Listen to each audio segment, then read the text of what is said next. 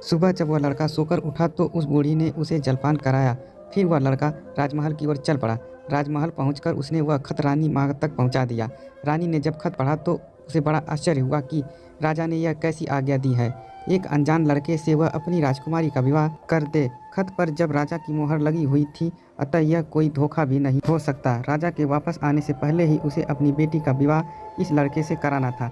रानी ने लड़के को अपने पास बुलाया। उसका भोला भाला और सुंदर चेहरा उसे बहुत पसंद आया और उसने अगले ही दिन उससे अपनी बेटी का विवाह कर दिया। लड़का राजकुमारी के साथ सुख से उस महल में रहने लगा। कुछ महीनों बाद जब राजा वापस अपने महल में आया तो उस लड़के के बारे में जानने के लिए बहुत उत्सुक था। पर उसे जब यह बात पता लगा कि रानी ने राजकुमारी का विवाह उसी लड़के के साथ करवा दिया है तो उससे बहुत गुस्सा आया। जिस बात को वह नहीं होने देना चाहता था, उसकी पत्नी ने वैसे ही कर दिया। उसने अपनी पत्नी से वह खत मांगा। राजा ने उसमें उस खत से राजकुमारी के विवाह की बात लिखी। देखकर हतप्रभ रह गया। उसे लड़के पर शक हुआ कि वह पढ़ा लिखा है, जरूर रास्ते में खत बदल दिया होगा। उसने लड़के को अपने पास बुलाया और उसे सच्चाई बताने की आज्ञा दी। लड़का बोला, हे राजन, मुझे कुछ नहीं पता है कि इस खत में आपने क्या लिखा था, क्योंकि मैं तो इसे ऐसे ही लेकर आया। हाँ, जंगल में मैं एक पुराने घर में रात जरूर गुजारी थी, क्योंकि मैं राजमहल का रास्ता नहीं ढूंढ पाया था और जंगल में भटक गया था। राजा को उस लड़के की बात पर विश्वास नहीं हुआ। वैसे भी राजा को उस लड़के से बहुत नफरत थी। वह नहीं चाहता था कि उसकी बेटी से शादी करने के बाद वह इस राज्य का राजा बने। वह लड़के से बोला, मेरी गैरहाजिरी में रानी ने मेरी बेटी की शादी तुझ कंगाल से कर दी, पर मैं इस शादी को तब तक अपनी सहमति नहीं दूंगा जब तक तू मुझे शैतान के 3 सोने के बाल नहीं ला कर देगा। जब तू ये 3 सोने के बाल मुझे देगा तभी सही मायने में उसका पति बन पाएगा। राजा ने ऐसी असंभव शर्त इसलिए रखी थी कि 3 सोने के बाल ढूंढते ढूंढते ही यह लड़का कहीं मर खप जाएगा। इस प्रकार उसे इस लड़के से अपने आप छुटकारा मिल जाएगा। अब लड़के के आगे राजा की आज्ञा का पालन करने के अलावा और कोई रास्ता नहीं था, क्योंकि अगर वह राजा की आज्ञा का उल्लंघन करेगा तो भी राजा उसे मरवा देगा। इससे अच्छा है कि बाहर जाकर ढूंढने पर शायद वह तीनों सोने के बाल लाने में सफल हो जाए। वह अगले दिन मुंह अंधेरे ही शैतान के सोने के बाल ढूंढने निकल पड़ा। चलते चलते वह एक बड़े शहर में पहुंचा। शहर की सीमा पर एक बड़ा सा गेट था, जिस पर हथियार बंद सिपाही पहरा दे रहा था। सिपाही ने उस लड़के से पूछा, यहाँ तुम्हारा क्या काम है? क्या तुम कुछ समझते हो और जानते हो? लड़का बोला, मैं सब कुछ समझता और जानता हूँ। सिपाही बोला, अगर तुम सब कुछ जानते हो तो हम पर भी एक मेहरबानी करो। हमें भी बताओ कि शहर की सीमा पर यह जो कुआं है, पहले इससे मीठा पानी निकलता था, पर अब इसमें पानी ही नहीं है, यह सूख गया क्यों? लड़का बोला, अभी तुम थोड़ा सब्र करो, जब मैं अपना काम खत्म करके वापस आऊँगा तो तुम्हें बताऊंगा। इतना कहकर वह गेट के आगे निकल गया। उसके बाद वह दूसरे शहर के बड़े से गेट के पास पहुंचा तो वहां भी एक हथियारबंद सिपाही पहरा दे रहा था। उस सिपाही ने भी उस लड़के से पहले वाला ही जैसा सवाल पूछा तो लड़के ने उसे भी वही जवाब दिया। सिपाही बोला, अगर तुम सब कुछ समझते और जानते हो तो कृपा करके मुझे इतना बताओ कि इस शहर की सीमा पर जो सेब का पेड़ लगा है उसमें पहले सोने के सेब लगते थे, पर अब यह पूरी तरह सूख गया है। अब इसमें पत्तियां भी नहीं लगती, ऐसा क्यों? लड़का बोला, थोड़ा इंतजार करो, अपना काम पूरा करके आने पर मैं इसका जवाब तुम्हें बताऊंगा। इतना कहकर वह आगे चला गया और चलते चलते तीसरे शहर की सीमा पर पहुंचा तो वहां पर एक बड़ी सी नदी थी, जिसमें एक छोटी सी नाव थी और एक नाविक उस पर बैठा था। नाविक ने उससे पूछा, तुम यहाँ क्यों आए हो और यहाँ के बारे में क्या जानते हो? लड़का बोला, मैं सब कुछ जानता हूँ। नाविक बोला, अगर तुम सब कुछ समझते और जानते हो तो कृपा करके मुझे बताओ कि आने जाने के इस काम से मुझे छुटकारा कैसे मिलेगा? लड़का बोला, इस सवाल का जवाब मेरे वापस आने पर तुम्हें जरूर मिलेगा, पर पहले तुम मुझे नदी पार कराओ। नाविक ने उसे अपनी नाव पर बिठाकर दूसरे किनारे पर छोड़ दिया। जैसे ही वह नदी के दूसरे किनारे पर गया, उसे वहां से नीचे की ओर जाने वाला कच्चा और अंधेरा सा रास्ता दिखाई दिया। वह उस रास्ते पर चल पड़ा। काफ़ी नीचे पहुंचने पर उसे एक बूढ़ी औरत आंगन में बैठी हुई दिखाई पड़ी। जैसे ही उसने उस घर में प्रवेश किया तो उस बूढ़ी औरत ने उससे पूछा, अरे बच्चे, तू कौन है और यहाँ क्यों आया है? तुझे पता नहीं कि यहाँ पर शैतान रहता है? लड़का बोला, मैं ठीक जगह पर आया हूँ, अब तुम मेरी सहायता करो। मुझे शैतान के सिर के 3 सोने के बाल चाहिए, नहीं तो मुझे मेरी पत्नी वापस नहीं मिलेगी। बूढ़ी औरत बोली, बेटा, यह तो तेरी बहुत बड़ी मांग है, इसे पूरा करना इतना आसान नहीं। जब राक्षस घर वापस आकर तुझे यहाँ देखेगा तो कच्चा चबा जाएगा, इसलिए मुझे ही तेरी रक्षा करनी पड़ेगी।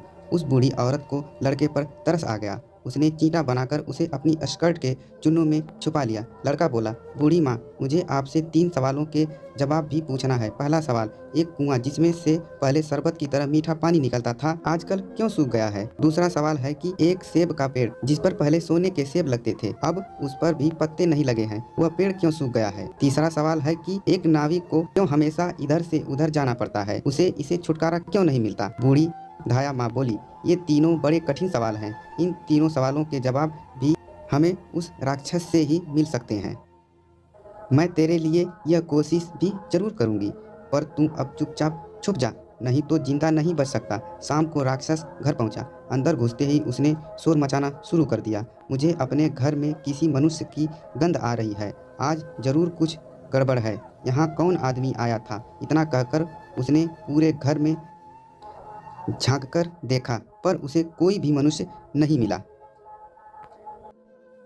उसकी धाय माँ उस पर गुस्सा करने लगी और बोली, अभी कुछ देर पहले ही तो मैंने पूरा घर साफ किया है, मुझे तो यहाँ कोई मनुष्य नहीं दिखाई दिया। लगता है तेरी नाक में ही मानस गंध घुस गई है। चुपचाप आराम से बैठ और भोजन कर। राक्षस को जब कोई मनुष्य नहीं मिला तो उसे अपनी धाय माँ की बात पर विश्वास करना पड़ा।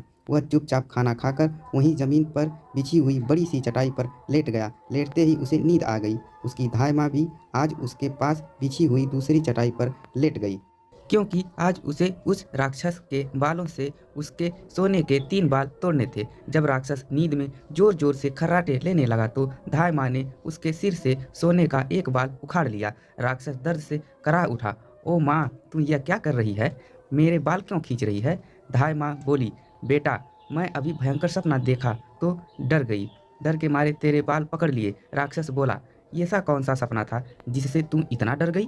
बूढ़ी धाय माँ बोली, मैंने सपना देखा कि बाजार वाला कुआं जिससे शरबत निकलता था अब सूखा पड़ा है। इसमें किसका कसूर है? राक्षस बोला, इसे सिवाय मेरे कोई नहीं जानता। उस कुएं के नीचे एक बड़ा सा पत्थर है और उसी पत्थर के नीचे एक बड़ा सा मेढक रहता है। अगर उस बड़े से मेढक को मार दिया जाए तो उस कुएं से फिर से शरबत निकलना शुरू हो जाएगा।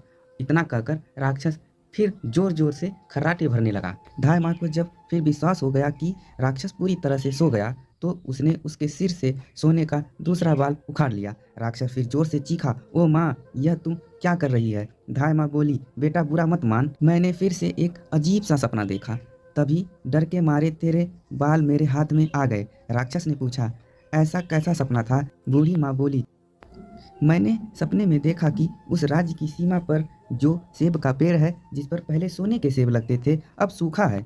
इसके सूखने का कारण क्या है? राक्षस बोला, इस पेड़ की जड़ में एक चूहा रहता है जो इसकी जड़ों को काटता रहता है। अगर उस चूहे को मार दिया जाए तो वह पेड़ फिर से सोने के सेब देने लगेगा। पर अब तू मुझे अपने सपनों से परेशान मत कर, मुझे चैन से सोने दे। इतना कहकर थोड़ी देर बाद वह राक्षस फिर जोर जोर से खर्राटे लेने लगा। जैसे ही बूढ़ी माँ को लगा कि राक्षस सचमुच में सो गया तो उसने तीसरी बार सोने का बाल उखाड़ लिया। अब तो राक्षस गुस्से से आग बबूला हो गया और धाय माँ को खरी खोटी सुनाने लगा। धाय माँ उसे शांत करने की कोशिश करने लगी, फिर बड़े प्यार से बोली, बेटा, मैं इन अजीब अजीब सपनों का क्या करूं? अभी अभी मैंने फिर से एक अजीब सपना देखा। राक्षस बोला, ऐसा कौन सा सपना देखा? जल्दी कर, मुझे जोर से नींद आ रही है। बूढ़ी माँ बोली, मैंने सपने में देखा कि मुझसे एक नाविक शिकायत कर रहा था कि उसे हर समय इधर से उधर जाना पड़ता है, उसे इस काम से छुटकारा नहीं मिलता है। उसे इससे छुटकारा क्यों नहीं मिलता? इसमें उसका क्या कसूर है? राक्षस बोला, वह नाविक मूर्ख है। जिस दिन वह किसी और आदमी के हाथ में अपना चप्पू देगा उसे हर रोज के आने जाने से छुटकारा मिल जाएगा। इतना कहकर राक्षस फिर से अपनी चटाई पर लेट गया और खर्राटे लेने लगा। अब धाय माँ ने उस लड़के को अपनी स्कर्ट से निकाला और उसे 3 सोने के बाल देकर बोली, अपने तीनों सवालों के जवाब तो तू सुन चुका है, अब ये ले 3 बाल और तुरंत यहाँ से भाग जा। लड़के असली रूप में करने के बाद धाय माँ ने झटपट उसे घर से बाहर निकाल दिया। लड़के ने हृदय से उसको धन्यवाद दिया और अपने ससुर के राज्य की ओर चल पड़ा। रास्ते में उसे फिर से वही नाविक और पहरा देते हुए दोनों सिपाही मिले। नाविक ने जब उसे दूसरी ओर उतारा तो वह लड़का बोला, तुम अपना यह चप्पू किसी और के हाथ में दे देना, तभी तुम्हें इस रोज के आने जाने से छुटकारा मिल जाएगा। जब सिपाही को उसने उसके प्रश्न का उत्तर बताया तो उसने बहुत सा धन एक गधे पर लादकर उस लड़के को इनाम के रूप में दिया। वह उस धन से लदे हुए गधे को लेकर जब पहले सिपाही के पास पहुंचा तो उसे भी उसके प्रश्न का उत्तर बताया। उस सिपाही ने भी उसे बहुत सा धन एक गधे पर लादकर उसको इनाम दिया। अब वह सोने के 3 बाल और गधों पर लदा ढेर सारा धन लेकर अपने ससुर के पास पहुंचा तो उसे देखकर राजा हैरान रह गया। तीनों बाल और धन से भरे हुए 2 गधों को देखकर राजा उससे पूछा, तुम्हें इतना ढेर सारा धन कहाँ से मिला? लड़का बोला, मैं नदी के उस पार गया था, वहाँ मुझे बहुत सारा धन मिला, उसमें से कुछ धन मैं अपने साथ ले आया। राजा को लालच आ गया। वह लड़के से बोला, क्या मैं भी नदी के उस पार से तुम्हारी तरह कुछ धन ला सकता हूँ? लड़का बोला, क्यों नहीं, उस नदी में नाव पर एक नाविक बैठा है जो अपने नाव से आपको उस पार ले जाएगा, पर आप उसका चप्पू उससे लेकर नाव को खुद चलाइएगा तो नदी की उस ओर पहुंचकर ढेर सारा धन ले आएंगे। लालची राजा इतना सुनकर नदी की ओर चल पड़ा। वहाँ सचमुच ही एक छोटी सी नाव पर एक नाविक बैठा था। राजा उस नाविक के पास गया और उसके हाथ से उसका चप्पू लेकर खुद नाव चलाने लगा। अब उस नाविक को रोज के आने जाने से छुटकारा मिल गया और राजा को उस नाविक की जगह हर समय नाव पर इधर से उधर आने जाने की सजा मिली। यह कहानी आपको कैसी लगी? अच्छी लगी हो तो हमें कमेंट बॉक्स में बताएं और सब्सक्राइब करना ना भूलें।